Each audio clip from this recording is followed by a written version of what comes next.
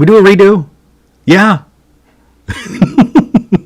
All right, let's try this again. Ready? Let's cue up the intro.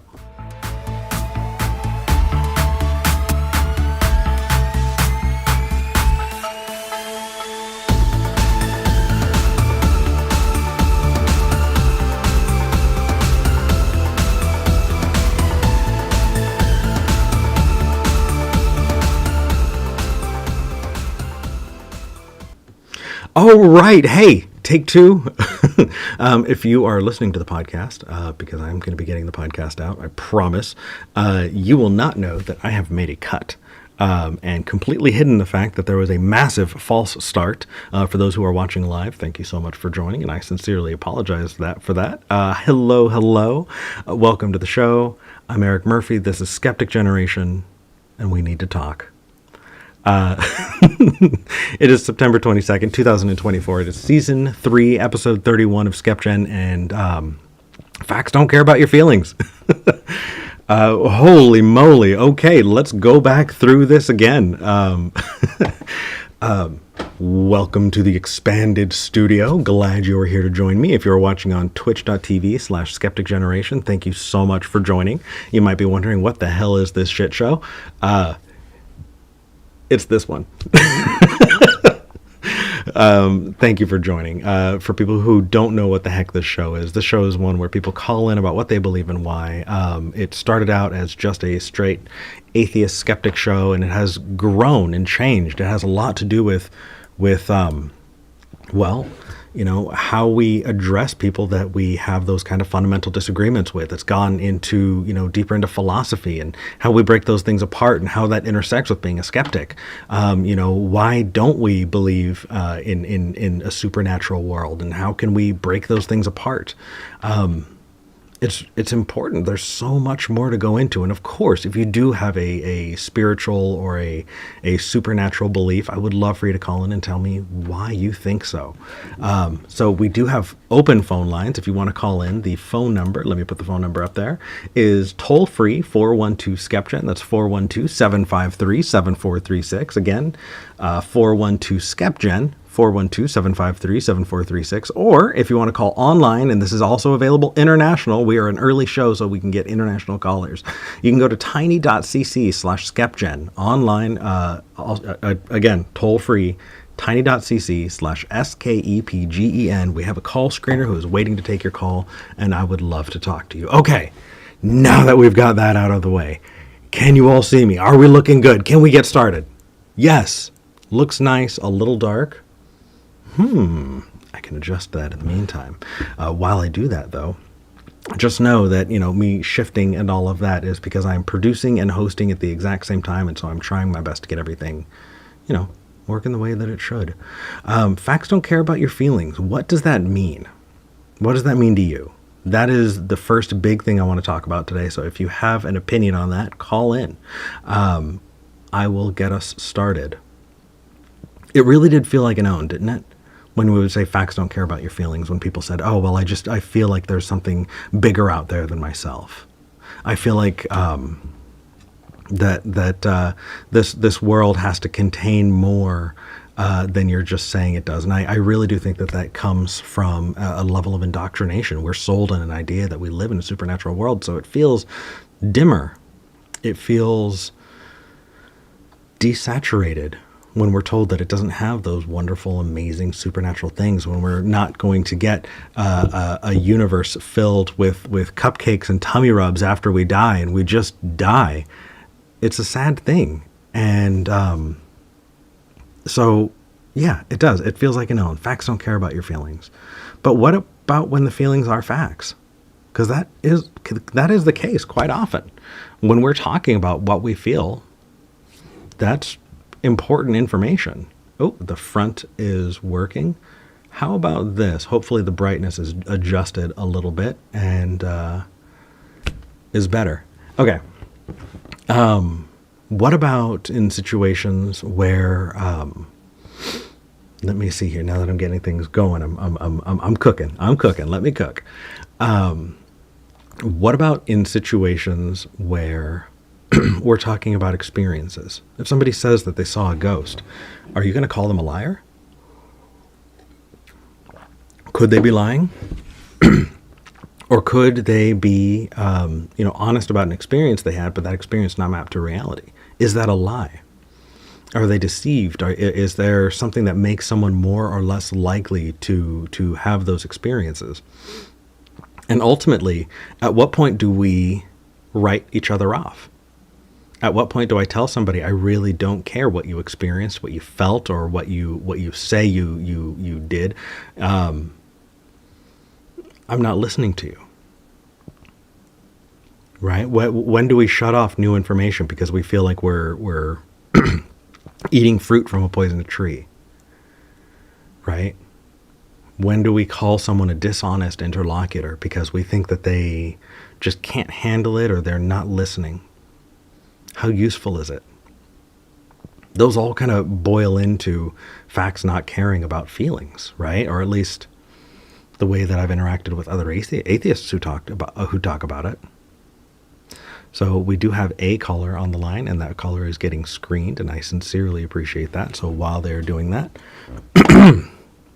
I do want to check, because part of this is super chats as well and live chats. I do my best to read the live chats, but when I can't or don't, I do have a thing up that holds on to super chats. So if you do send a super chat, you want to make sure that I read it. I read it at the end of the episode. Yeah, and so stay tuned, because that is definitely something I do at the end of every episode. All right, I am going to take our first caller. Before I do, though, let me get the phone number up one more time. I would love to get a number of callers. I think this is an interesting topic, and I'd love to talk to several people about it. 412 SKEPGEN, or online tiny.cc/SKEPGEN, tiny.cc/SKEPGEN. All right. We are on to the next segment in the series of Summer. Hey, Summer. Hi, Eric. Hello. Oh, how are you this morning? I'm doing good. First of all, I wanted to say thank you for the nice things you said about me after our call last week. I thought that was so sweet. Oh, well, it's true. I sincerely appreciate that you are bringing really cool, interesting stuff. You know, that you're going through this journey, and you're not expecting me to do the thinking for you. That said, you do value a skeptic approach to things, and so as you come across something and you're working on it, and you're like, okay, I'm ready to kind of open this up to the outside world and see what that looks like. I'm happy to have this kind of ongoing conversation. So thank you for being that kind of a person. Of course, yeah. So we left off last week talking about why anyone would leave one religion for another, and that makes zero sense to me. So, I was looking into witchcraft recently, and there's no scientific evidence to say that any of those beliefs, are worthwhile at all either. Neither is any other religion or any other mystic belief. And so when I'm deconstructing everything, I'm just finding that there's nothing else to believe in. And I kind of wanted to look into that because, having no magical thinking in my life seems kind of boring.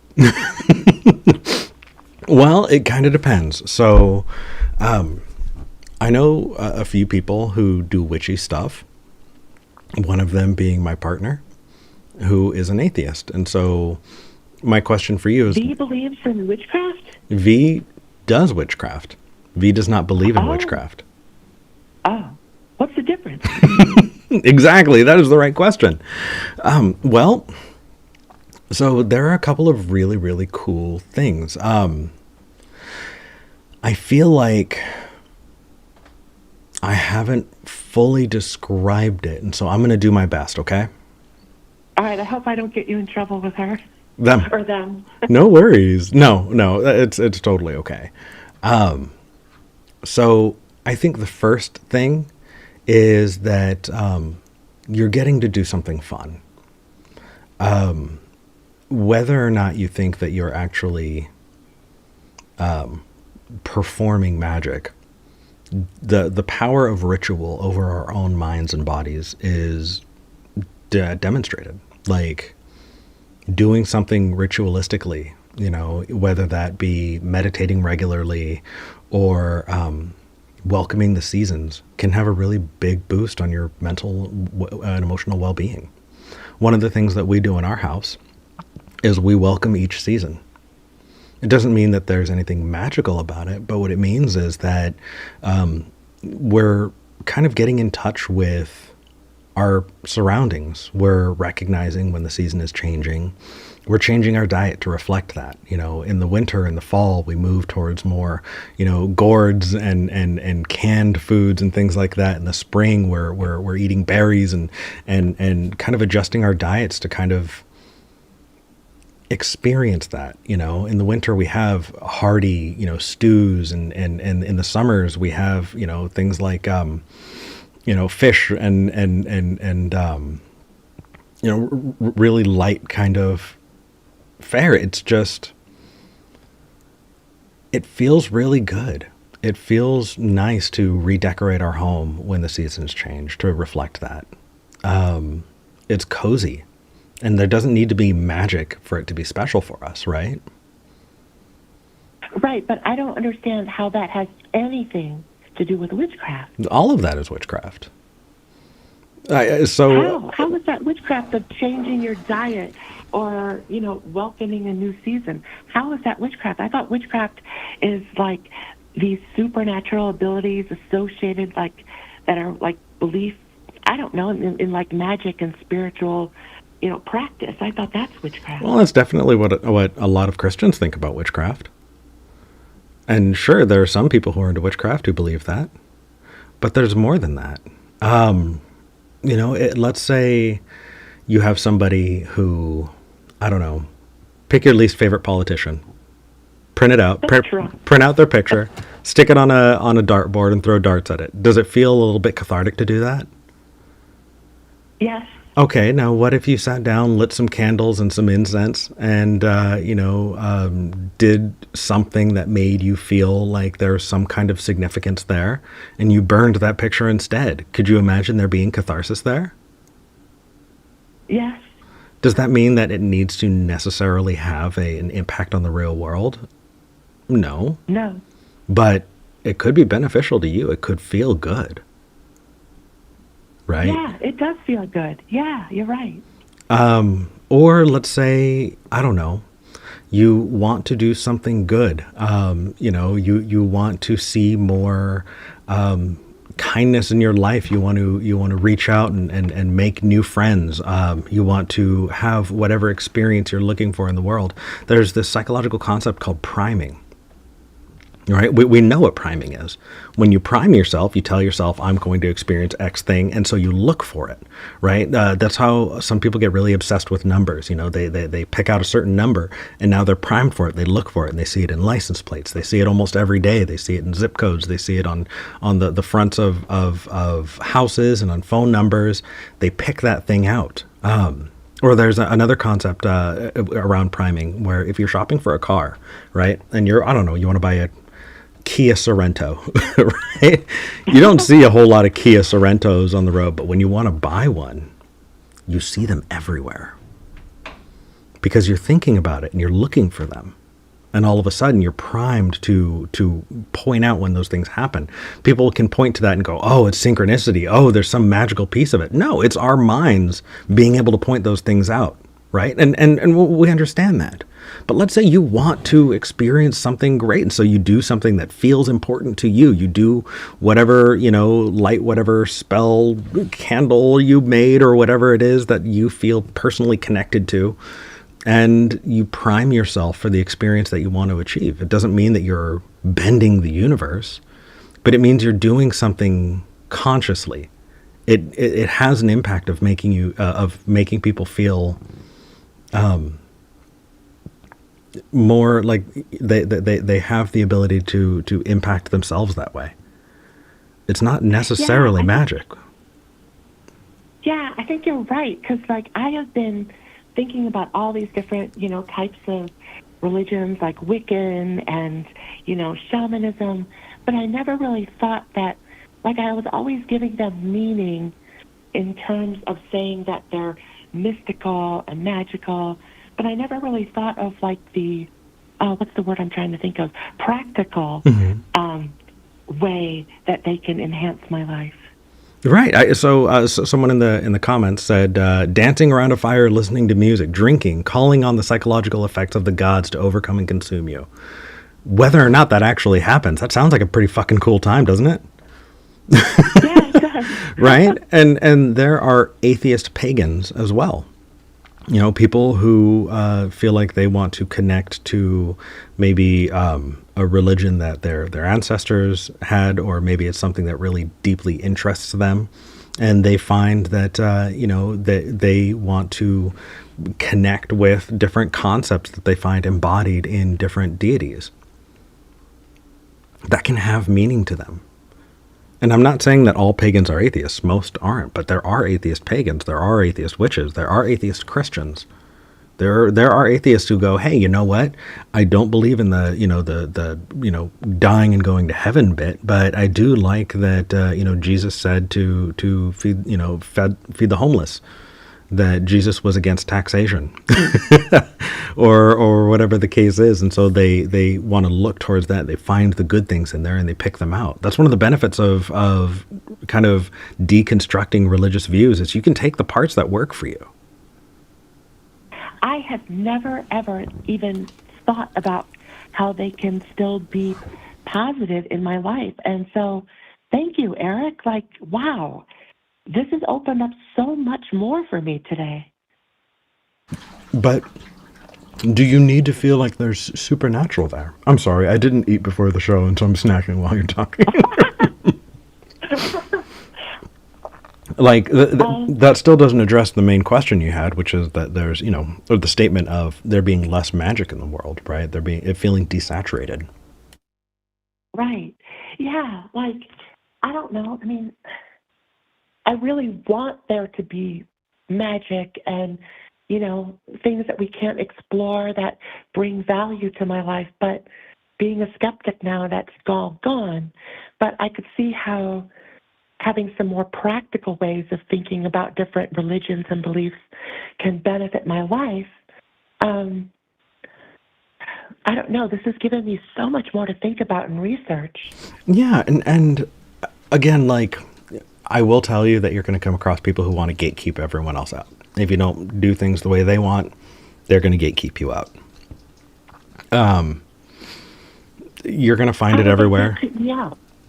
So heads up about that. But so how would they gatekeep me? Well, you have to believe the real magic of it to be a real witch.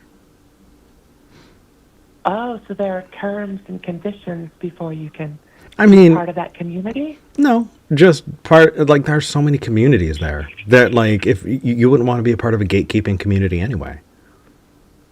No. So fuck them. But you will come across them. Right? So, I don't know. I feel like this does tie into the facts caring about your feelings, because is it a fact that you are doing actual magic? No. Do a lot of witches think they're doing magic? Yes. Are there people who do it because they get a meditative experience out of it, because they feel like they're in touch with the seasons, or they do those things to feel more in touch with themselves? I feel like that's just brain hacking. You're hacking your own brain. You're getting to do the things and have those kinds of experiences, and you're doing it with intent, and that's kind of cool. You're less of a leaf on the wind, right? Right. But do you think that it's beneficial for people to have those types of feelings about wanting to believe that there is this spiritual, magical things that could happen from doing those rituals? Well, I want a lot of things. I would love to live longer than I'm going to. I would love to believe a lot of things. But just because I want them to be true, doesn't make them true. I think that there's harm in turning your your autonomy over, if you're taking away your own choices. If you're saying, oh, I'm not going to go to the doctor because I think that this tincture is going to save me instead of taking diabetes medication, like, that's dangerous. Right? If somebody says, I want you to give 10% of all the money that you make in tithe to this church to be a part of this community, I think that's really shitty. If you have someone who's saying, you can only make friends in this group, and if you become an outsider in any way, we're all going to kick you out. Like, there are a lot of dangerous mechanisms there. So I think for the longest time, I said, screw it, all of it. If you're involved in any of that, even if you don't believe in it, it's stupid and you're stupid. Facts don't care about your feelings, and the fact is there is no magic. That was my view for a really long time until I met and interacted with people who said, hey, I don't think that it's magic. It just feels good. And Right. I would be lying if I said that I didn't see an impact with those people. You prime yourself to feel good. You look for things. All of a sudden, the changing of the season, it feeling cold doesn't, it gives you less of a chill and more of a excitement. You have to pull out your favorite jackets and coats. You can reshape the way that you interact with those seasons by doing that, and I think that's really cool. And so I got to give it credit where credit's due. Right. But don't you think that it's dangerous to get into something like that can lead you into magical thinking? Well, it depends. What is it that's leading you into magical thinking? Well, let's just say, you start off really small with like, oh, yeah, I'm going to burn this picture. I'm going to throw this dart. I'm going to change my eating habits. But the more you get into that religion or that way of thinking, then you're starting to think, oh, well, what if I can make a potion that makes you better? Or what if I start hanging around these people that have these thoughts that are more deep into it, and then they start to you start to get into that thinking as well. And then before you know it, years down the line, you're now fully into it. You're into that group. And now, you're a different person. Like, yeah, into that little stuff can maybe lead you into a cult. That's a really, really good point. And I think that there's definitely a moral and ethical responsibility that I have as a content creator, and that you would have as someone doing that, to be wary of those things.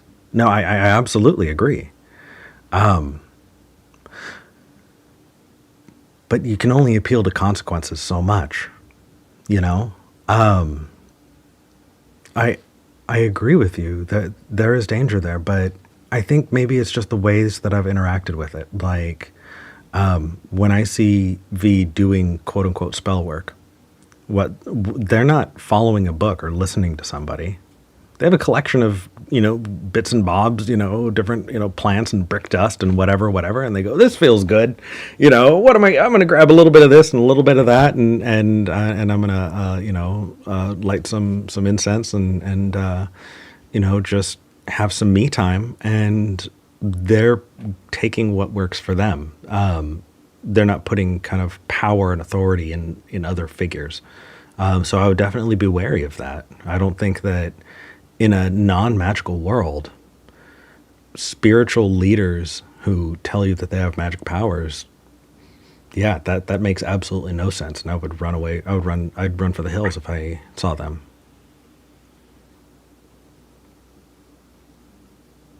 Yeah, I don't know. I just think it's a dangerous route to go down. I don't think I want to do that. Okay. If you think that you might fall into it, then I trust you.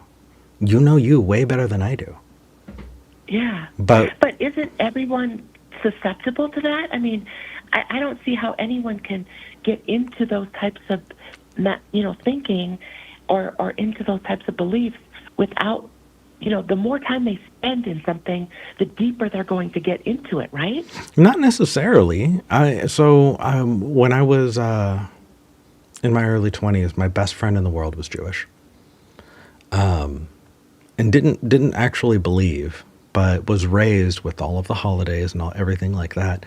And they still saw a ton of value in saying the prayers and in celebrating the holidays, but they didn't take the supernatural part of it, there was still benefit to be had there. I think that there are plenty of people who can draw those lines, that you can be an atheist, you can be a non-believer, and still celebrate, different traditions and holidays. In fact, I think that when it comes to holidays in particular, I want to pull them as far away from the religion as possible. I feel like it is our inheritance as human beings, right? I'm not going to stop celebrating Christmas. I don't think that it is a pagan holiday or a Christian holiday. I think it is a time for me to gather the people that I love and tell them that I love them, and have way too much good food, Yeah. And that's how I'm going to celebrate it. I don't think me celebrating Christmas is going to make me more religious. But No, you're right. me going to church service is weird, and I would probably not like that, and so I'm not going to do that part. So I think that the equivalent there, if there's a type of church service that, yeah, don't do that one. Do the fun stuff, because you can. You got one life, so do the things that feel good that you want to do, I mean, it has never dawned on me that I could do that. I didn't think that that was something possible. Well, So this opens up so much more for me. it just, what's going to depend, though, is what feels good to you, right? There are people who are atheists who I've interacted with who still pray. They don't think that anyone's What? listening. Yeah, but they don't think that Who are anyone's they praying to? themselves, honestly. Well, not themselves, but really what they're doing is it's a form of structured meditation.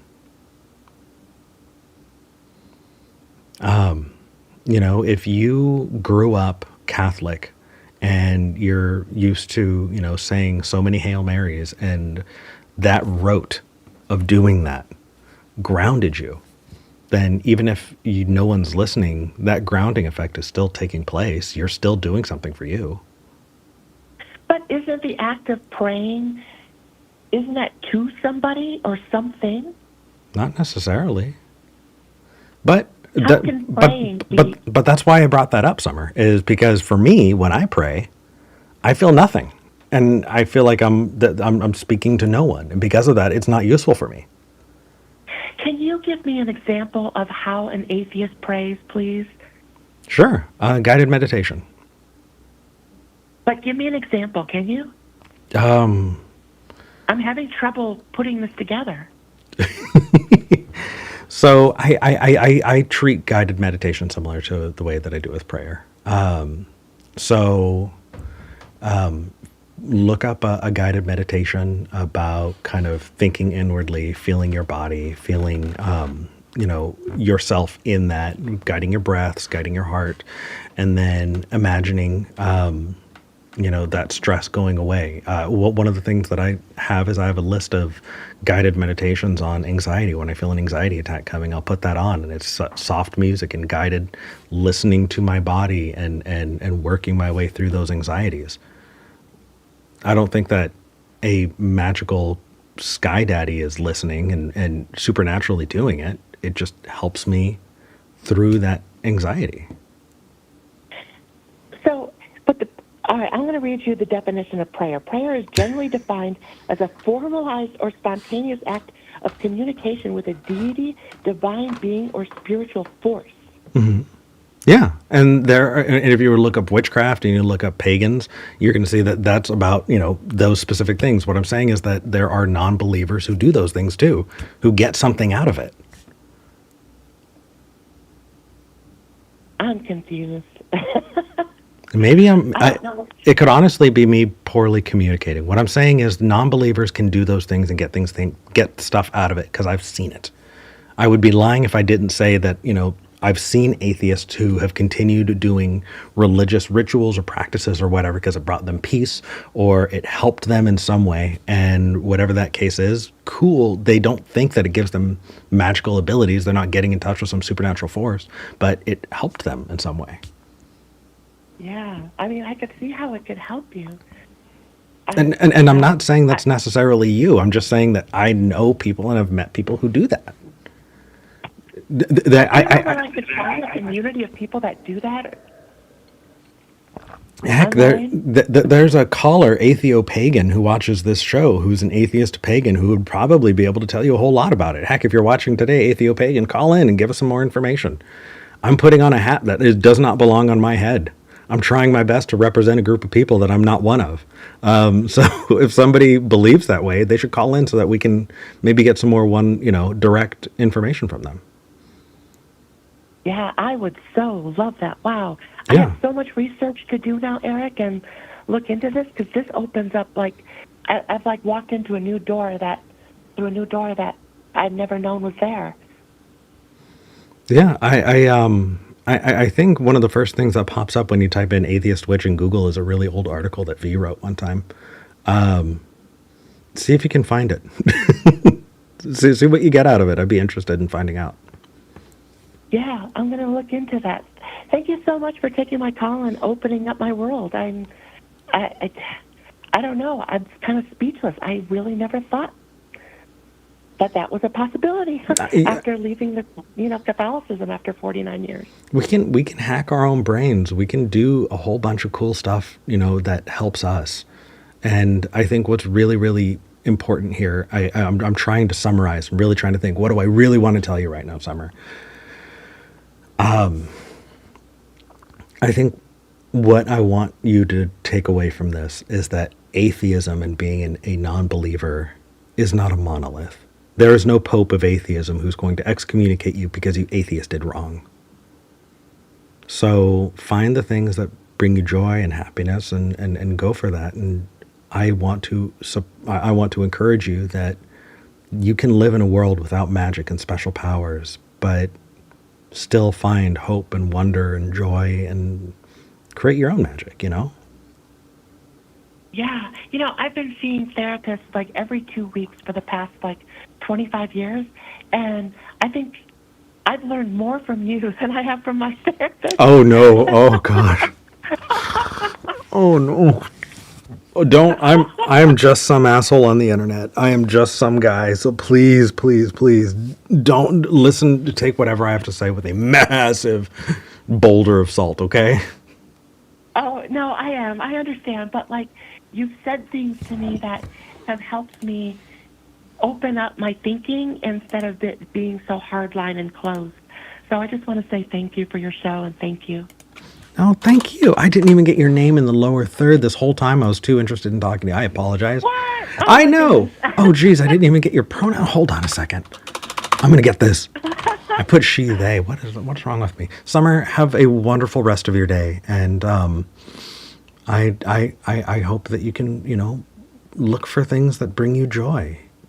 Me too. Yeah. You take care of yourself. I'm going to get on the Discord. Are you going to be on the Discord after? I think for a little bit, yeah. Okay. I on a personal note, I discovered a new social deduction game called Blood on the Clock Tower. And I have been socialing more than I have in a while, and so I'm kind of exhausted from it, but I would love to hop into the Discord and say hi for a little bit. So, yeah, I hope to see you there. All right, thanks. Bye. Bye. Who knows, I might have put my foot in my mouth or said something so poorly, and I would love to be held accountable. Hold my feet to the fire. Ooh, we've got Canada, New Zealand, Missouri, New York. Let's go with New Zealand first because we're paying for the call. Knox in New Zealand, you're live. How's it going? Hey, Eric. How you doing? Hey, I'm hoping that I didn't completely stick my foot in my mouth in that last conversation. How are you doing? You're good. Yeah, good, man. I think we spoke 4 or 5 weeks ago, the Justice and Mercy episode. Oh. I'm now moved, so if you notice a new location, that's not me, geo-dodging you. But, yeah, doing well, and I'd love the topic of the call and the prompt that came up. It's something that I've been thinking about a lot since, and again, not trying to be mean, but I really don't like Ben Shapiro, the guy that coined it. I know, right? I know. Probably the But- people would think. But here's the I'm not thing. atheist, But here's the thing: in the atheist kind of skeptic spaces, that whole intellectual dark web, Bro, Jordan Peterson, Ben Shapiro, a lot of those people are non-believers as well, And that Well, language they claim to filters believe in through. aliens. And they call, but the second you pin them on something, they just turn around and go, no. And I'm like, okay, you either believe or you don't, and that's cool if you don't. We're all figuring things out. But, like, dude, don't go and start a bloody course online because you got kicked out as a university professor. I know, right? Look Yeah. stuff up with big words to sound smart when you're not actually saying anything. Yeah. Yeah. So just so people are following, you're talking about Jordan Peterson, who is Absolutely. Yeah. Who's now a It's colleague of Ben Shapiro. Like, oh my God. Anyway. yeah. I could go on for days about Jordan Peterson, but your topic, well, it says that you're a pagan. First of all, is that true? Yeah, absolutely. Are you? I wouldn't quite myself as an atheist pagan. What I would say is I'm a it's going to sound cheesy, a non-pantheistic pagan. I don't, for those who aren't familiar with that term, a pantheon is a collection, whether it's Greek, a Satru being like the northern, Norse traditions, that kind of thing. I don't follow a particular tradition, but I come from a family that's either very Catholic, cultishly in rainforest community compounds on one side, and practicing trans, gay, and pagan people on the other. And I got raised in one, happened to fall more towards the pagan side. But I think there's a really big intersection, and yeah, I just wanted to kind of open the floor, and if you wanted to chat about the stuff, like for example, I'm in the Southern Hemisphere, I'm spring equinox, today, well, 6 hours ago for me, but it'd be today for you guys on the opposite side of the wheel of the year. And yeah, I had a whole heap of rituals I was doing, and Summer's questions kind of just lined up. So she's in the Discord later, and you want me to jump in, let me know. I'll be up. I would love that. Okay, so there are so many different directions that we should go. 100%. Happy But to go any you want. okay, I feel like I should start with what is on the call screen sheet. You're saying feelings don't care about facts. What does that mean? Okay, so it's the direct. So I don't actually think Ben Shapiro is wrong when he says that facts don't care about your feelings at all. I think it's cold. I think the way he uses it is very aggressive. That causes a lot of harm. But I think that's not a bad statement necessarily, because a lot of things are up to interpretation, right? How I quote unquote feel about that does matter, right? So in the sense that what I feel doesn't always comport to objective reality. When we're making legislation, when we're doing things, I think we should be going with objective reality and stripping religion from it, stripping, non-critical thinking. However, I think that when you discount people's feelings towards certain levels of reality, you end up in a society where people are miserable. I think feelings don't care about facts, for example, and again, I'm so glad I can be a little bit more political on this, but look at Donald Trump, right? You could look at the facts of what occurred during his presidency, and some people could say, yes or no on the guy. Personally, I think he's fucking nuts. But anyway, sorry. So just I think he's nuts, but he makes people feel things, and I think that's what makes him dangerous. Because people, I don't think, vote with facts. They think because it's easier to process smaller bites of information, uses less energy, and a lot of people don't have it in them with their jobs to actually look at the facts. Some do, and kudos to those. But I think people go with their gut, so to speak, more often than not. And I think ritual magic is the same thing. I think that all of us, while we might say we're very factual people, a lot of our decisions actually come down to how we feel, which could be biologically based, it could be spiritually based, or people could say it's spiritually based. But yeah, for example, as a practicing pagan, without happy to go into any detail you want, so feel free to drill down. But part of my rituals to do with the spring equinox have nothing to do with any set religion or with what my uncle, who I'm now living with, practices as a practicing druid, right? So for me, I get a haircut once a year. The one day of the year that I do that is it symbolizes death and rebirth. It's spring. It's the new coming out. It's also a bit of a carnal holiday. Unfortunately, my wife is still overseas because we're bringing a cat. We're in the process of moving. So I'm poly and bisexual. So hey! Right. You are in good company. I am poly and bisexual as well.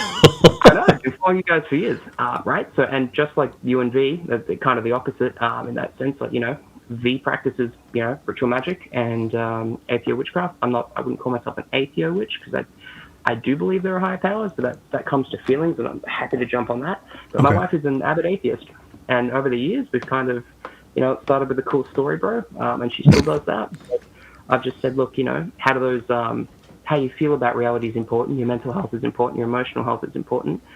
You don't need to hold to this bleak thing where, sure, we may not be able to demonstrate a higher power objectively, There may not be any inherent purpose to life, but hey, you've got, different ways of looking at that. You can choose to, to do what makes you feel good and say that means I can give life my own meaning, because the fact that there's no, higher power reality objectively that we can point to leaves a bit of mystery, and I can make my own meaning, whether that's through, ritual work, whether it's through, more at-lib stuff, or, whether that's, praying to the universe or talking to yourself. I mean, there's entire mystical traditions. If you go to Aleister Crowley and the High Guardian Angel, if you look at, and I've got quite the esoteric library, but yeah. Honestly, that when it comes to Aleister Crowley stuff, it feels too much like LARPing to me. No, I get it. I never, yeah. Like, TOS, yeah, TOS and, yeah. Yeah, it feels like, I'm out somewhere going Thunderbolt, Thunderbolt. It just doesn't. Yeah, it doesn't register. But look, I know a lot of LARPers.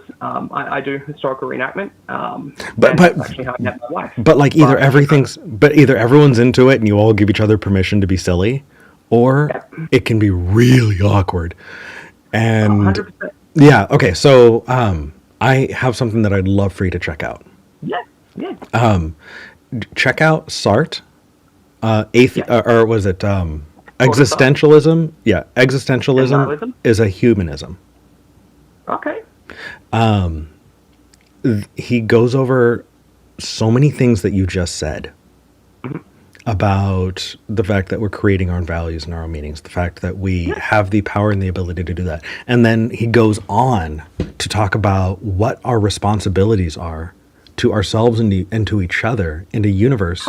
That sounds awesome. Let me write that down. So it's Sartre, and it's existentialism and humanism, right? Existentialism is a humanism, I believe is what it's called. Yeah. Ooh. Second. Hey, Knox? Yeah. There's some really loud clicking, and it might just be the connection. Oh, that was just me tapping. Sorry.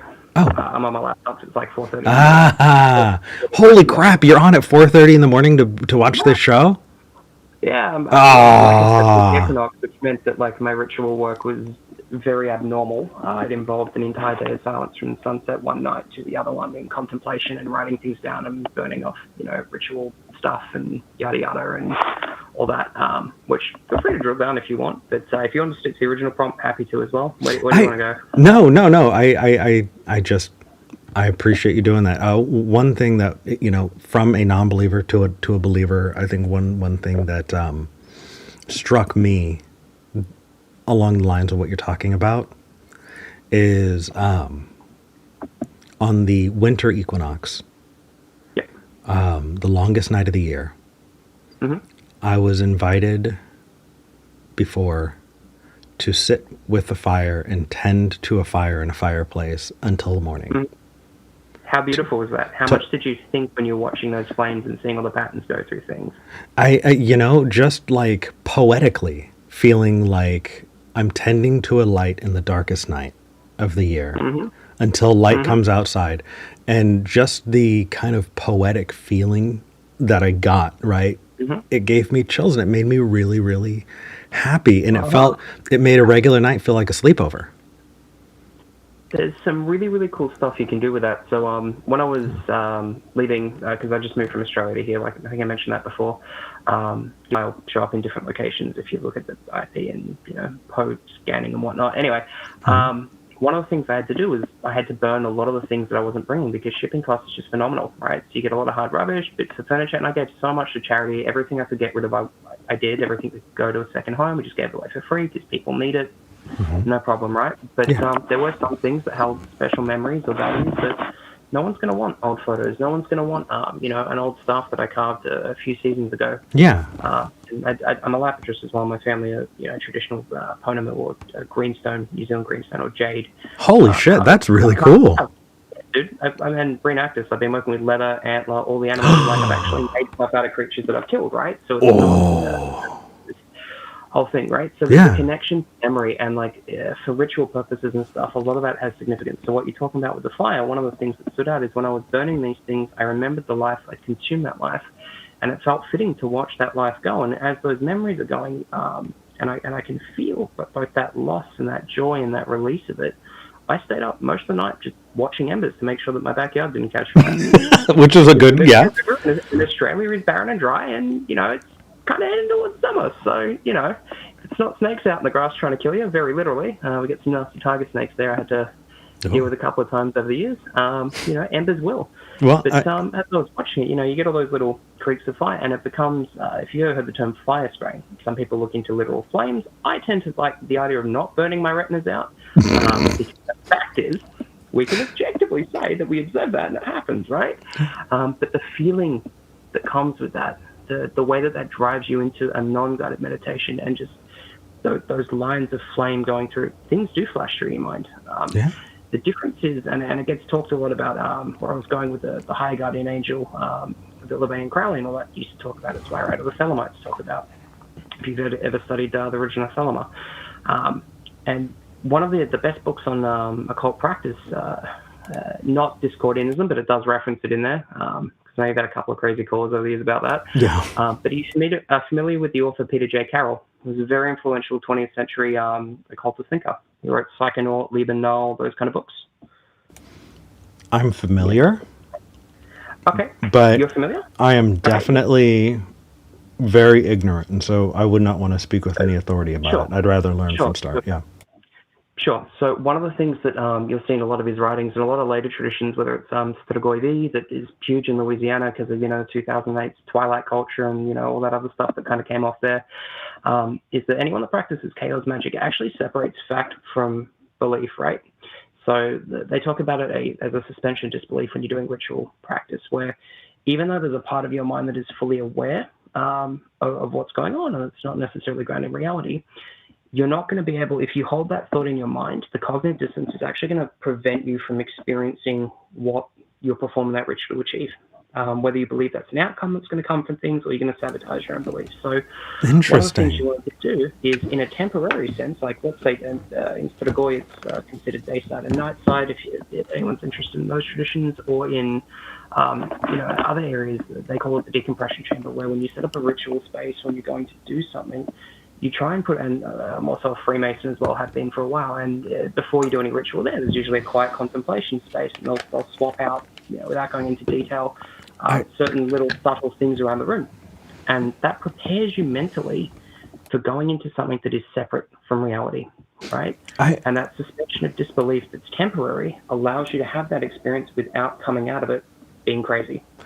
So here's the thing for me is I hear you, and I understand that for some people they need to feel that, but for me, I have not needed to.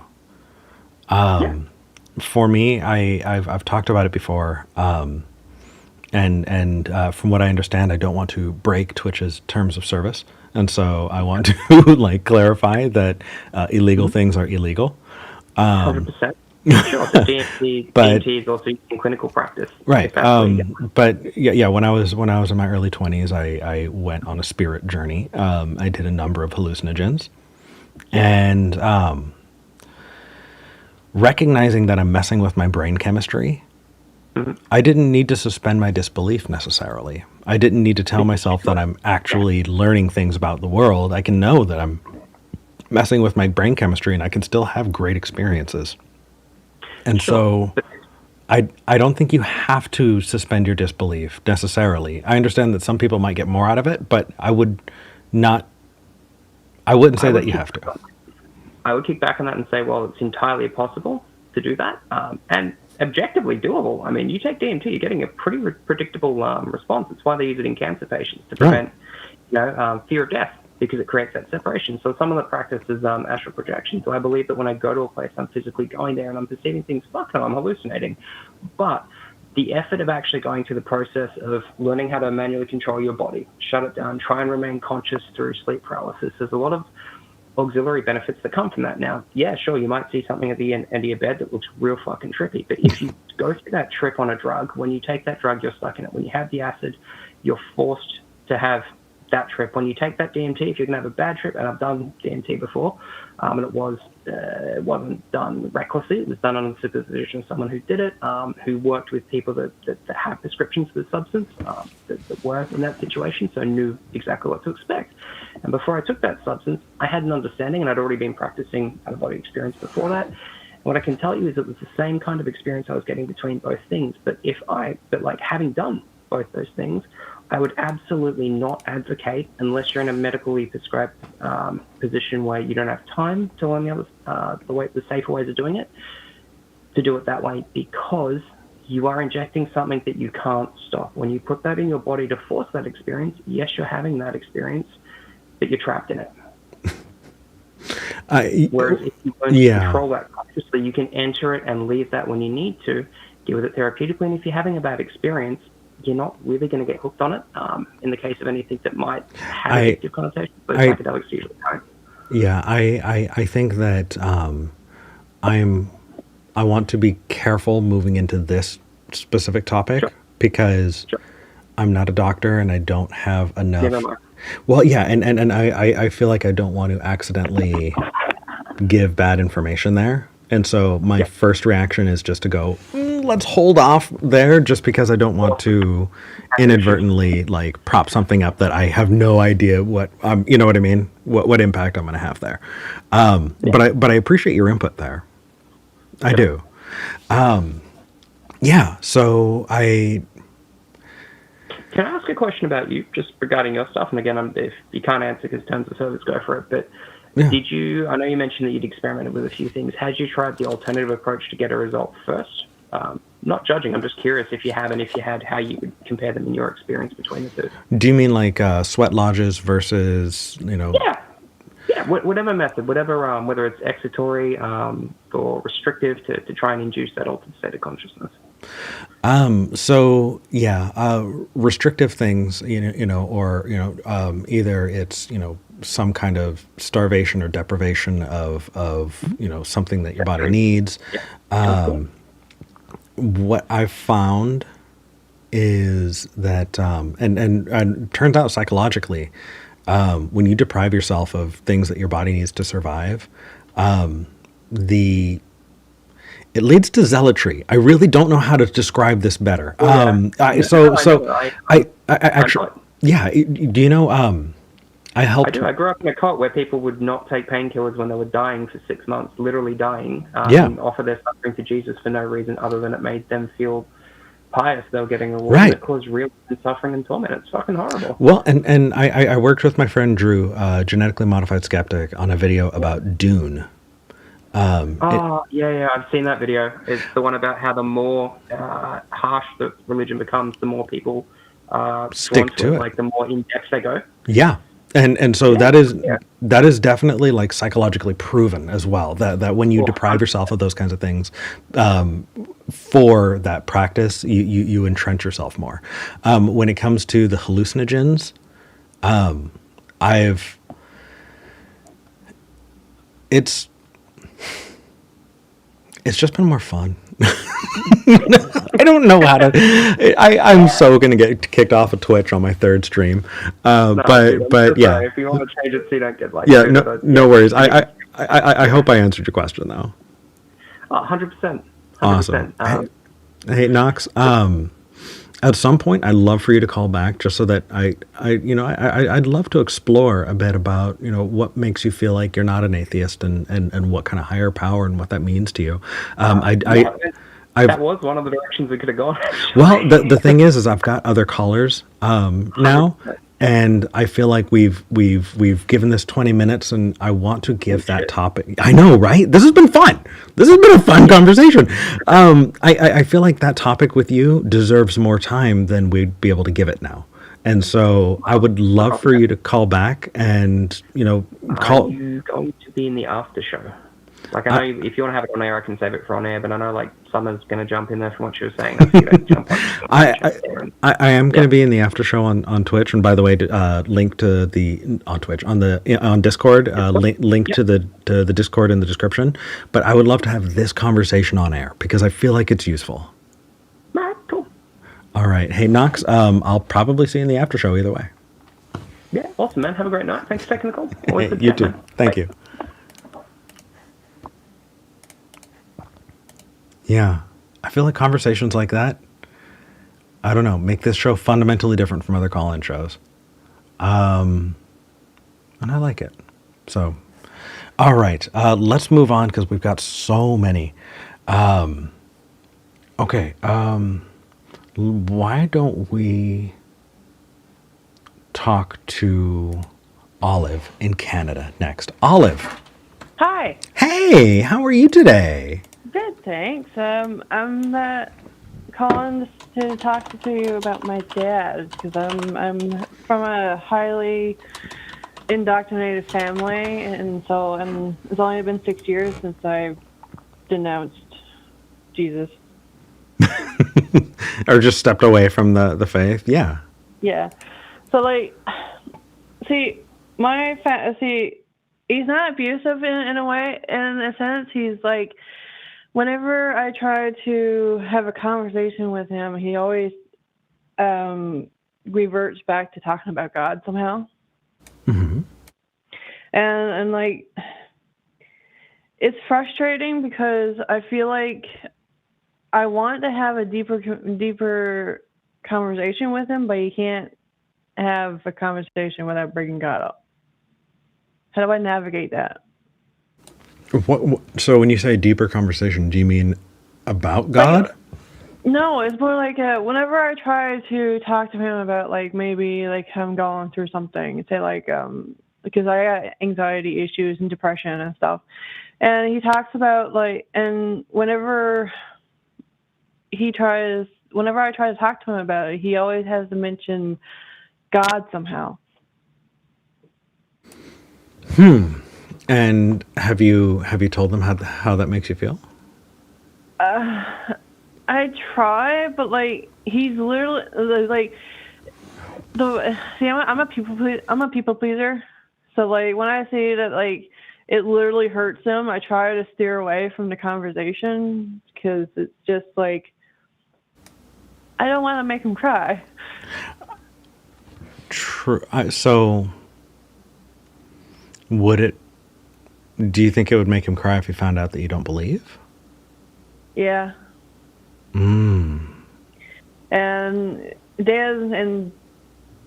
Dad's only been he's a soft person. Like he's not somebody who would like get violent with his per se, but like he's somebody but he hurts easily. So I'm just, how do I talk to you without hurting you? Yeah. Right? Well, I want to preface this by saying that I don't know you personally, and I don't know your father, and so I don't know the details of your relationship and how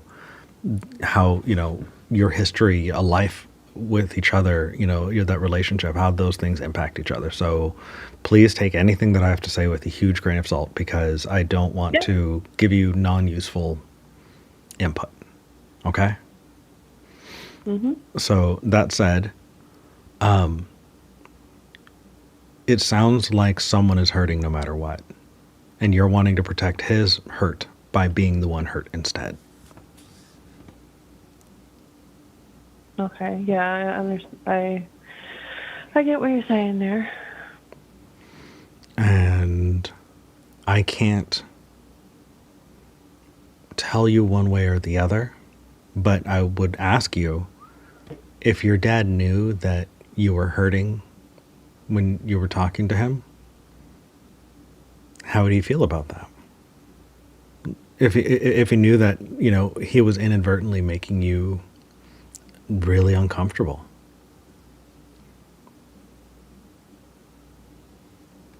Yeah, like I feel like there's like points in conversation where like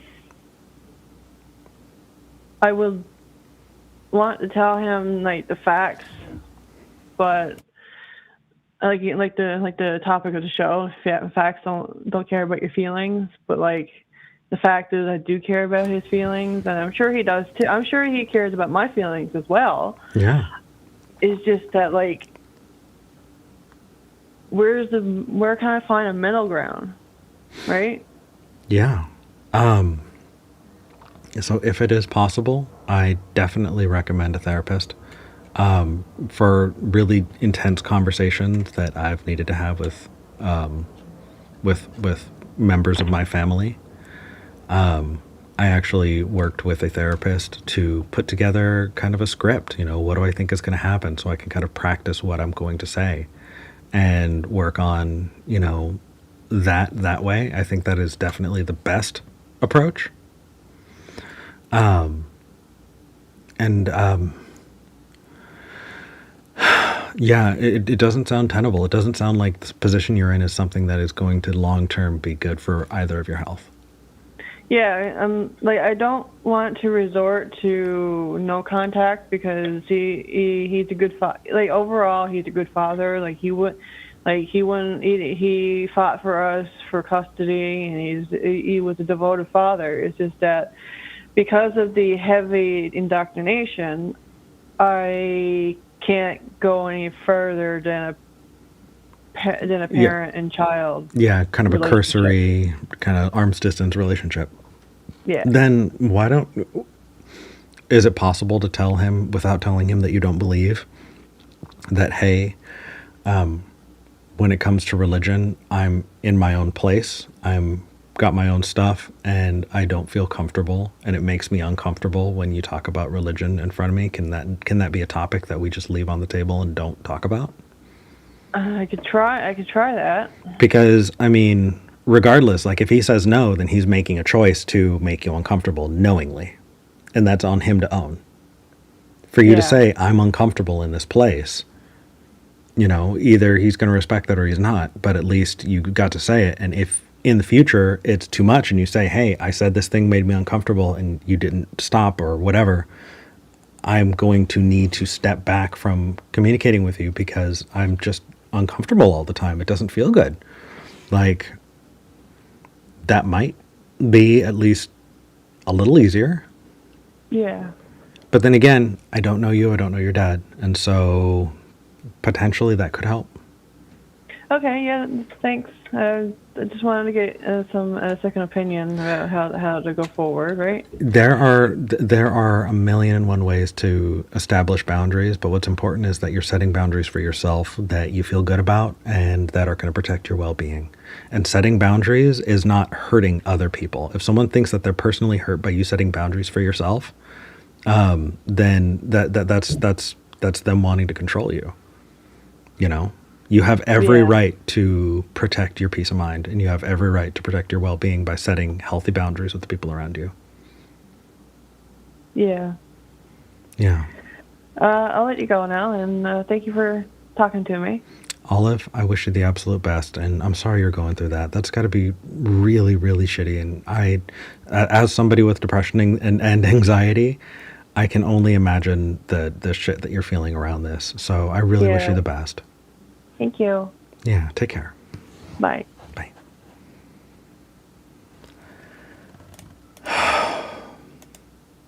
Yeah. Probably not the answer Olive wanted, but there are no silver bullets. There's no perfect response when it comes to that, and especially when it comes to family, because they are going to need to want to have those deep conversations with you if you want to go into those deeper topics.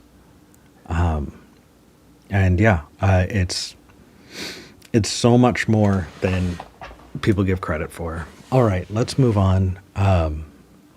Let's talk to Atheopagan real quick. Atheopagan says, you rang. Hey, Atheopagan. You have completed the summoning ritual, and now I am here. Well, I still need to get you in the lower third. I found myself in a position where I was needing to talk about atheopagans and atheist witches, and I am not one of them. And so I was feeling like a little out of my league here. Like, hey, I don't want to straw man a group of people here. How did I do? Like, what is there anything you want to add there? Fine. I think you did fine. Unfortunately, there's two parts of this. Okay. Especially from my own religious, my theology, whatever you want to call it, heathenry, which is for those who don't know Norse paganism, also known as the Viking religion. It's esoteric to begin with because we have like 4 writings and they were all written by Christians, and we don't know what was actually 100% believed by any one of my ancestors. And 2, atheism, as we all know, is like herding cats.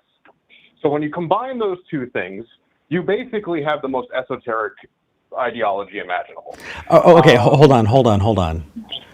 Esoteric has a very different definition for me than I think it has for you. Okay. So please help. Yeah, talk to me about esoteric, because when I think esoteric, I think of like LaVeyan Satanism and people really, really wholeheartedly thinking that they're sorcerer supreme. Like, talk to me about esotericism.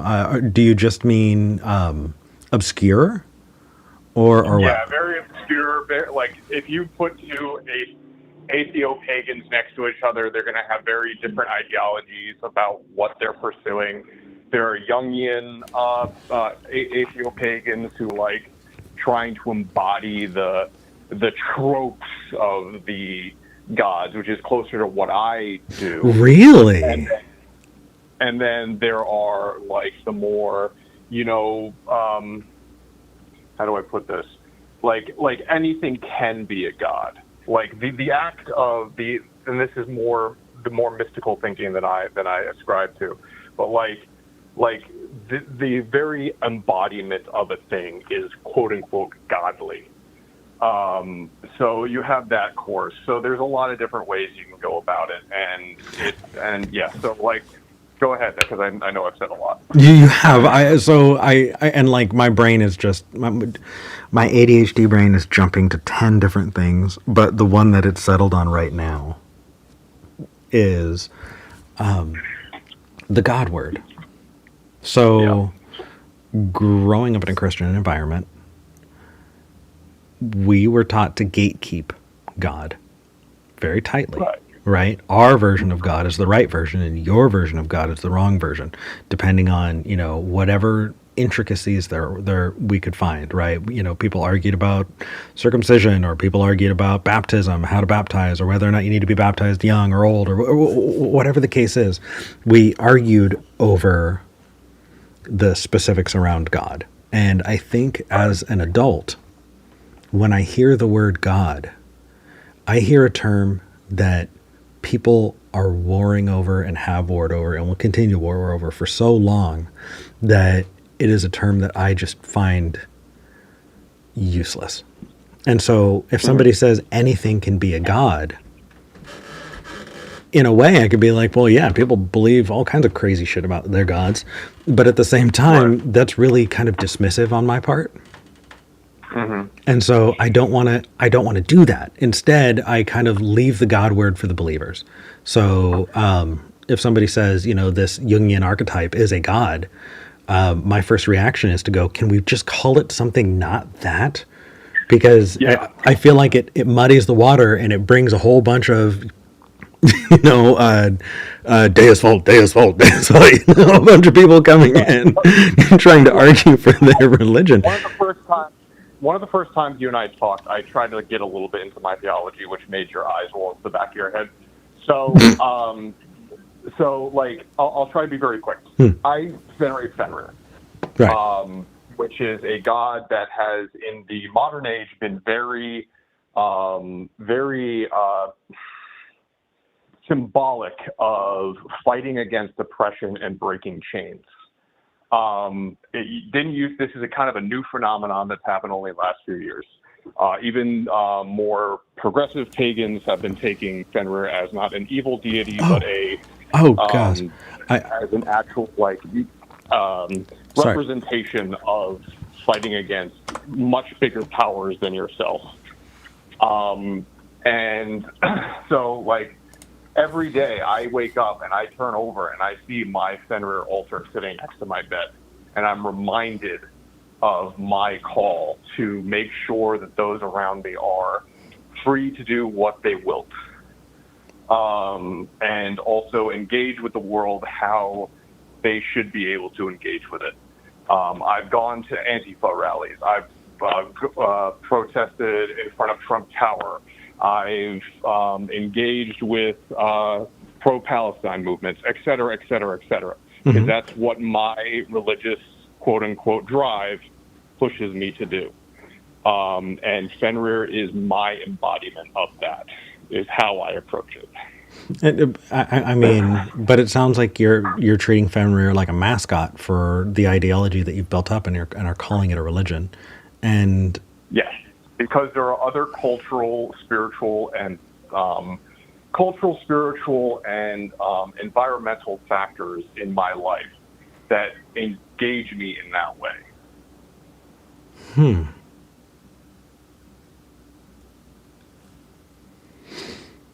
So, like, for example, I'm going to I do a Samhain celebration with the people closest to me every year. And I build a fire, and me and my best friend, we build a massive 12-foot tall rune of whatever has struck me that year. And I, quote-unquote, have quote-unquote, shape-shifted at these events. And that means, like, trying to embody... if anyone's ever seen the movie Northman, you see that as the main character with his pack of Ulfhenden, as they're called, embody wolves and begin to, row and go around fires and et cetera, et cetera. And it fills me with that. It fills me with that catharticness that you were talking about in previous calls.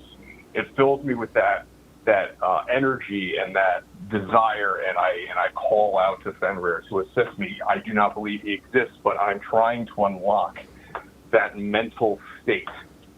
I'm trying to engage with that part of my mind that is more that links the bestial with the need for freedom and the need to fight for others.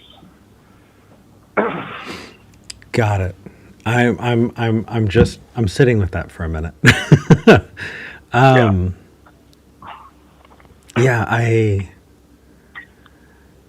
It's interesting.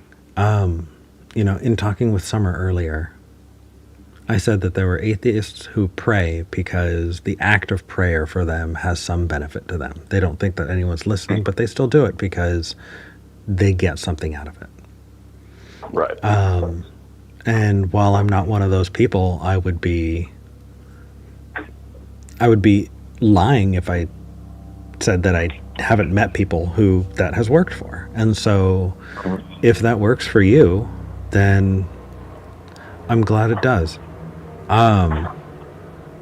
It's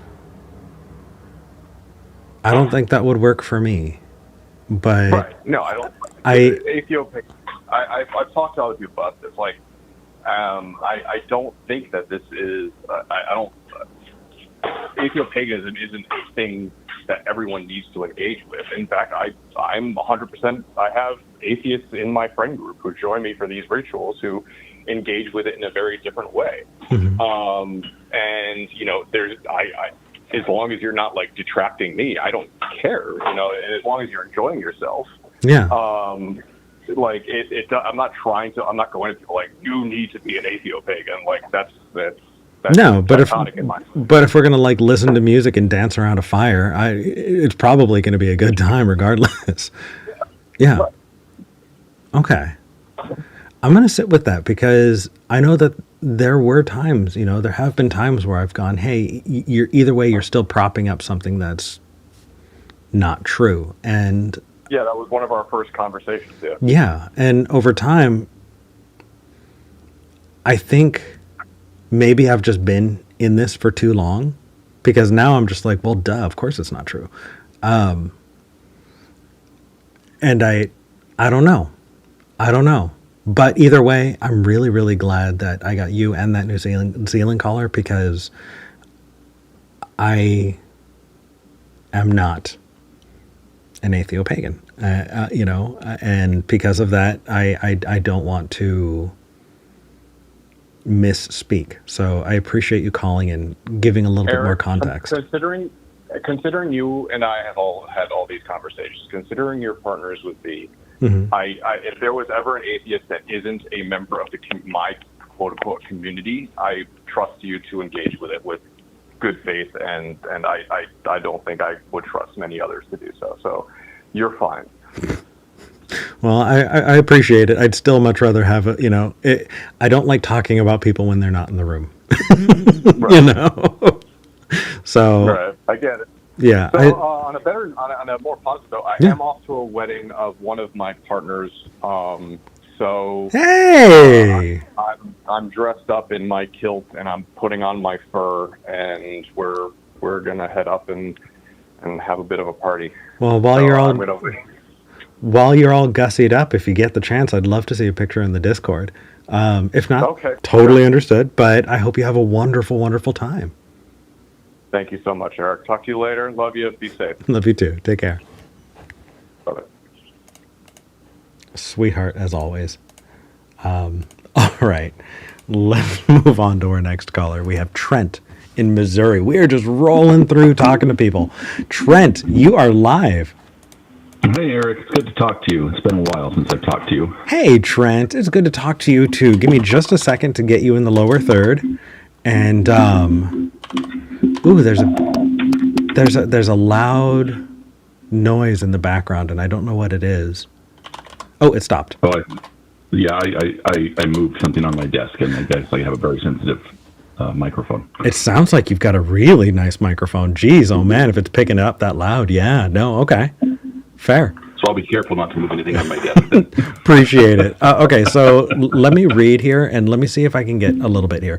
Facts are data we have been influenced by. Facts are data that has been influenced by our feelings. We can influence our subconscious with things we don't consciously believe, is the topic. And Trent, I'm having trouble remembering what our last calls were about. Can you give me like a little bit more context and talk to me and kind of bring me up to date? I'm an atheist Mormon. Hey, okay, got it. I've had a couple of those, but okay, yeah. Got it. Yeah, no, and the main reason I haven't called you is because I'm at church every week during your time, and this week we didn't happen to have our normal church services, and so I didn't go. And so I'm like, I need to call and talk to Eric. Well, I appreciate it. Okay, so talk to me about your topic. Like, what's going on? Okay, so what? And a lot of this is probably going to be just a matter of semantics, the differences between facts and data. But I found that it's useful for me to separate the idea of a fact, because I think when people my experience has been that when people use the term fact, they mean this piece of data is one that I accept versus pieces of data that I don't accept. And so, for example, for some people, let's, to take the simplest one that I could think of, is to many people, abortion is murder is a fact to them. Okay. And they can't see it any other way because that's just the fact, and that's definitely influenced by feelings because murder is a legal definition, but yet in the way that they look at it, it's a fact, and then plus to bring up what you mentioned at the beginning when you were talking about that feelings. Our experiences and our feelings are also facts. They're also pieces of data that we have to take into consideration. And other people's feelings are pieces of data that we need, that we should rather, I think that we should take into consideration. And so I've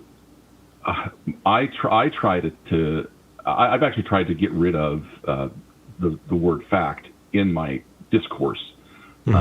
When I'm talking to people, so instead of saying, well, the fact is this, the fact is that, but rather, this information shows, or this, there's this data, how do you account for that?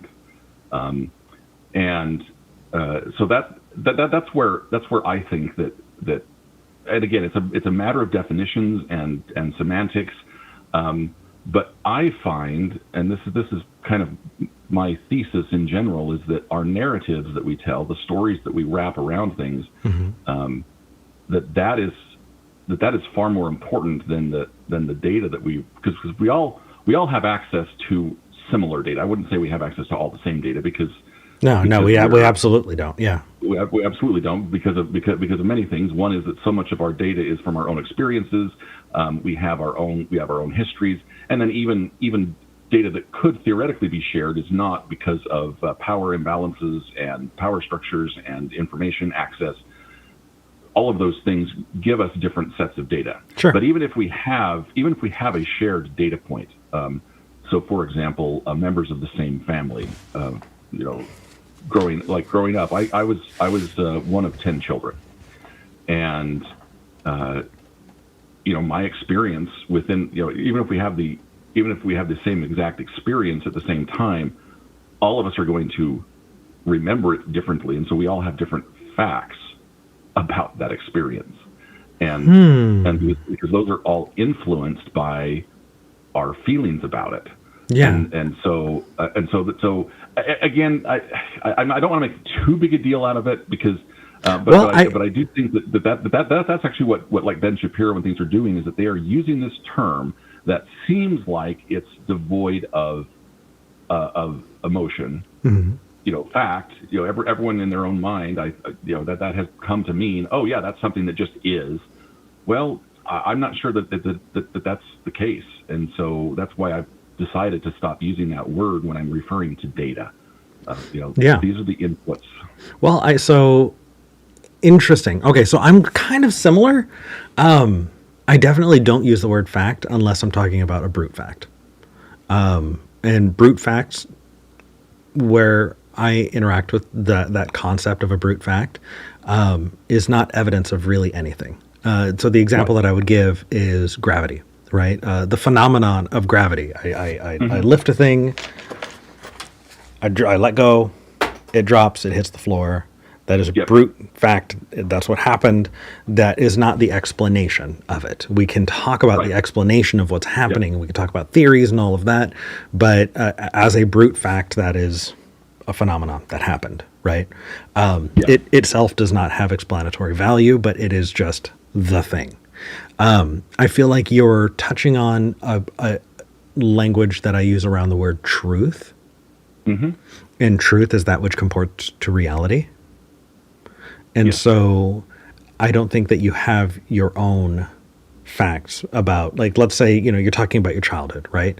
You have your own recollections, you have your memories, you have, your perceived experiences. And in your head, it is true that, this and this and that and the other, you're talking about your life and all of that. But when you're using those kind of anecdotes, you need to recognize that the only thing you're describing is a truth about what is in your head, not necessarily what actually happened. Well, and that's part of what I've come to decide about the word fact, is that when most people are doing it, they're confusing the word fact and truth. Yeah, I absolutely agree. I think that most people would say fact to mean it is a statement that I am convinced of. Yes, and so that's the main reason that I would disagree with the statement. Facts don't care about your feelings, because I think that what each person considers a fact is absolutely influenced heavily by their feelings and by their experiences. Again, if you're using that definition of fact, and I'm not. So for me, when I say fact, right, I'm talking in my example of I drop a thing and it falls. Right. It doesn't matter what anybody feels about it. It's not going to change the outcome of what happened. Well, and that's why I say that this may be, this may be more of a semantic argument. But the semantics matter. Like, the semantics are so at the core of this conversation, because it does, and that's why it's to me that's why I prefer things like the narrative and the data, because the data is the input, and we can choose to ignore data. We absolutely can choose to ignore data, and then plus there's data we don't have access to, which is always going to be the case. Yeah. Right. And so So that's, and to me, I think that relates to the other subject that I said, which is, which may seem like it's tangential or well, it's probably more tangential, but I think it is related. The idea that that we can actually influence our subconscious even by pretending to believe something, even if we don't consciously believe it. You're faking it till you make it, that kind of thing. Yeah. I mean, kind of. I mean, I guess that could be a very simplistic example of that. But it kind of goes where this idea comes from is. Have you read Daniel Kahneman's book, Thinking Fast, Thinking Slow? Oh my gosh, that sounds incredibly familiar. Hold on just a second. Before we move a little bit further, I'm seeing some wonderful pedantry in the comments, and I just want to address it really quick. So can you hold on to Thinking Fast, Thinking Slow, and then we'll pick up there? Absolutely. Okay. So when I'm saying facts don't care about your feelings, facts or things that people are convinced of, or whatever definition you're using, we're not ascribing intelligence to, we're not ascribing agency to a fact, right? So a phenomena does not. A phenomena is not a fact. Yeah, well, and a phenomena doesn't have feelings to care about things. When we're using the phrase "facts don't care about your feelings," what I'm saying, and what I believe you're picking up from this as well, is that the statement is saying that no matter what you feel about a thing, it's not going to influence the truth value of that fact. So you can be angry about me dropping this thing, you can be sad, you can be happy, you can be whatever the case is. There's no feeling you're going to have about me dropping this case that is going to change the outcome of me dropping this thing. All right, except there's let's take the phenomena of you dropping something. Sure. Okay. The phenomena of something being dropped is that there are no feelings attached to that. However, someone watching that may perceive it as you fumbled it, or you let go of it, or you threw it, or so and to them that is a fact. Well, I actually feel like that's moving the goalposts a bit, because except if you think that's moving the goalposts, then I did not communicate clearly how I'm defining facts. Yeah, because what I'm getting at here is the phenomena of the thing dropping. I didn't say it falling and hitting the ground. I wasn't making a statement necessarily about how I was dropping it. But that's what I'm saying, that's the phenomena, but the fact that people would perceive, to me, always has intention behind it, and that's how I'm trying to define facts, and because that's how I think. Even if people are okay, hold on, let me explore this. So you're out on a log cabin in Colorado on vacation. You're out looking at the mountains and you see a tree falling. What's the intention there? What's the intention of the tree falling? Like, it is a fact that you saw the tree fall. It is a fact that the tree fell, but where's the intention being read into it? Well, that depends on what purpose I assigns to that. Was did I think that? I mean, sure, I could investigate and find out what the cause of it, but oftentimes we don't. But I'm just talking about the tree falling. I'm not talking. Right. So what I'm saying, and this, like I said, it's actually definitely much more semantical than maybe what you're even thinking I'm saying. I'm redefining the word fact to include. So to me, I wouldn't call that a fact. That was just a phenomena. That's a piece of data. Got it. Okay. Now I'm on the same page. So you're defining what I'm calling fact as phenomena. Yes. Okay. If that is the case, then I think I can follow semantically, and we're probably going to be on the same page. I don't call that phenomena. Well, and the like I said, the main reason I'm doing that is because I know that is because I think that there can be an equivocation fallacy if we use fact for both things. Sure. And I think that's what happens all the time. I think that's what happens. I think that's what's happening when Ben Shapiro is using the term fact. I think that's what happens when a lot of people in their own minds are saying fact. And so to me, that helps to avoid that equivocation fallacy in my own experience versus everybody else's.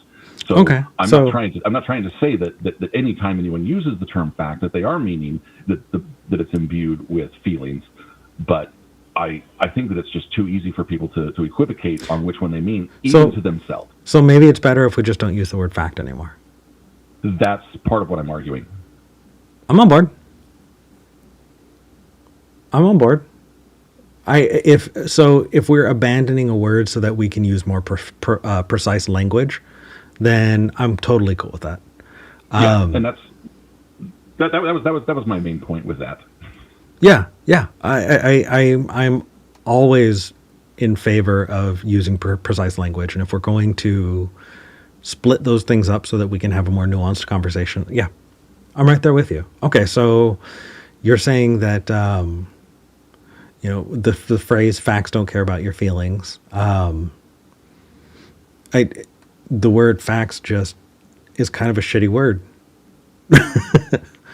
Yeah. Well, because if you get right down to it, in certain senses, even if you have a discussion with Ben Shapiro or some of the people who use that term, I mean, sure, I know that there's some atheists that have kind of tried to co-opt it and use it to mean more phenomena. Phenomena don't care about your feelings. Absolutely. The phenomena is what it is. The data is what it is. I really like the way that Dan McClellan. I'm not sure if you're familiar with what. I really like the fact that he says the data doesn't support this, or the data doesn't. That's one place I got that word. That yes, these are all inputs that I need to be aware of. And so when I'm having a conversation with people, it's like, okay, what is the? I'm trying to get to the core of. Okay, why do you think that that's a fact? Yeah. And so using other words like phenomena and data can help you kind of tease those things out. I like that. I think that I would be interested in seeing how people interact with that, because I don't know how successful I would be in actually I'm using that. I'm sure we would need to suss out the issues there, but I can dig it, and I appreciate the input there. I need to give that, I think, more time than I have on the air. No, sure. Well, and that's because the what I mean, really, where I have spent the last few years, and what I'm trying to I know I told you before that I was hoping to start a podcast, and I've got. And it's about the narratives that we ourselves imbue our experiences with, and the narratives that other people imbue it with. I mean, when you kind of demonstrated that a little bit today when you balked at the word God that Atheopagan used, right? And because you have a particular narrative around that you're still working through. Well, I mean, honestly, it feels pragmatic at this point to avoid using the word God, because it's so tied up in spiritual nonsense that I think I would spend more time disentangling it for whatever use I want to give it than sure. Pragmatically. That's a very. I mean, I would agree. It's a very common narrative, and so for a pragmatic purpose, but. What I heard is when you were talking about it, you were talking about your own experiences, not you didn't emphasize the pragmatic of what the general experience is. You specifically referred to your experiences, and so that's why I said that there's still a narrative there. A little bit of psychoanalyzing on my part, maybe, but no. So the reason I brought up my experience is to contextualize what I was going to say next. So really, it's I when people say the word God, like. As I was on my way out of religion, it was I kind of did the same thing that a lot of people do on their way out, and they try and find other definitions for God so that they don't need to so that they don't lose God entirely. So they redefine God in a million different ways. And one of those ways is, well, God is just like the universe, man. And for me, at that point, it stopped being useful. I sat back and went, okay, we're completely off the reservation at this point. Because... Well, sure. And so for me, staying away from that word is because there's just... What am I getting by calling the universe God? What am I getting? Because God carries with it a whole bunch of baggage that so many people put to it. And if I'm saying God is just like my word for the universe, I'm just using a more confusing word than the universe when I say the universe. So from a pragmatic stance, I stay away from the word God because it's more trouble than it's worth. Sure. Well, and part of because even when I was still a very strong believer, I didn't have a problem with the idea of God not being specifically, as in Mormonism it's Elohim, versus Jehovah, which is Jesus. Even though most Mormons won't admit it because they haven't really thought about it, is that Mormons are very much polytheistic, and so good luck telling them that. Oh no, I know. Yeah, I know. But that was part of my complaint that I had about Mormons when I was a fully believing Mormon. I'm still an active Mormon, and but that was part of what led me out of belief in. Honestly, I still hope in certain aspects of Mormonism being true, but I don't believe them. The data doesn't support it, and so I have no evidence for it. But I had started thinking of so take for example the commandment of have no other gods before me. I had already started thinking that a god is anything in our own lives that we pay particular attention to, that we devote our time to, that becomes a god to us, because I wasn't imbuing an all-powerful. There's a Christian definition of that tries to ascribe, you play video games, that's your god now. It's some form of idolatry. So I get the context there.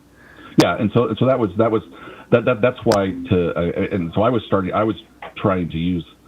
I guess there was someone I can't remember what it was, but someone made a difference between the difference of God and Gawd. GAWD. Yeah. That's it's like you worship God, you don't worship a god. Yeah, and honestly, I want to leave those conversations to them. Like, if those people want to have those, it's all on them. But Trent, I think this is the conversation that kind of fizzled me out a bit. That's because perfectly understandable. Yeah, and Eric Ketzer in the chat says, quote, facts are distinguished from interpretations or opinions because they're based on objective reality, not subjective viewpoints. Well, I would love if that were the case, but I don't believe that's the case in actual practice in the way that people use the word fact. Yeah. And that would be my. I would love it if that were indeed the case, and I think that a lot of people want to use it that way, but I just don't think everybody does. I'm not a huge fan of your definition of fact, simply because I feel like, it's way too muddy, and it makes me feel definitely on your, if you're using that definition, it's not useful. Let's not use the word fact. I feel like fact is a category, and we can. What's that sound? It's someone playing the piano in my house. That's really cute. Okay, I can't be mad about that. My ADHD is just going to kill me, so I'm probably going to. I understand. I'm going to finish out the call and then I'll respond. Okay. All right, sounds good. All right, take care, Trent. Thanks a lot, Eric. What a cute house does Trent have? Oh my gosh. Okay. So I was trying to go along for it and trying to go, okay, if this is the definition that you're using, are we still on the same page? I feel like Trent's definition of the word fact is really muddy, and it makes me understand why Trent would not want to use that word with that definition. It's just not helpful. I feel like when we're using words like interpretation and fact, objective and subjective, we're creating categories that are useful for us to understand the world around us. And we can sometimes commit category errors and call an opinion or an interpretation a fact. And I definitely feel like those things should be kept separate. Even though we don't have access to capital T truth, separating out to the best of our ability, you know, our understanding the world around us is incredibly important. So I agree with that. I don't like that definition of the word fact. And if that's the case, then I would agree with Trent that with that definition, it's not useful. But what is your definition of the word truth? What is your definition of the word fact? And how would it be useful to help us separate that from opinion? That's what I'm going to be looking for in the comments, because I feel like there's a larger conversation to be had there, and I'm interested in finding that out. Maybe that's what we can do the next episode on. That said, I want to read the super chats and all of that good stuff. So for those people who are watching on Twitch, thank you so much for hanging out. Oh my goodness, for you people watching on YouTube, dealing with the fact that the stream was lost and then came back. Thank you for sticking around. Sean Isherwood sent £5. Thank you, Sean. Says, I'm revising Topo's theory so I can call in about logics again. There's a lot I've forgotten. Its definition of a truth value takes ages to get to.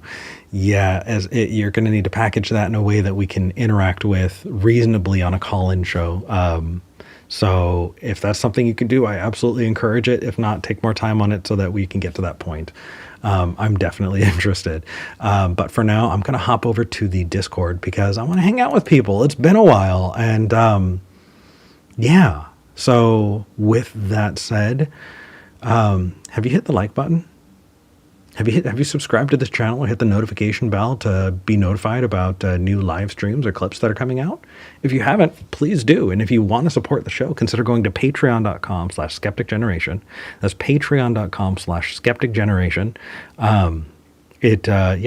Every little bit helps because the show costs to make happen. The calls are toll free because we're taking on that cost. And if you want to help make that something that this show can continue to do, patreon.com/skepticgeneration is the place that you can do that. With that said, link in the description to the Discord. Hop in, come say hi, come hang out. I'd love to see you there. And until next time, I'm Eric Murphy. And I'm glad we had this talk. Oh, wait, why does this still say Trent? I'm Eric Murphy. I'm glad we had this talk.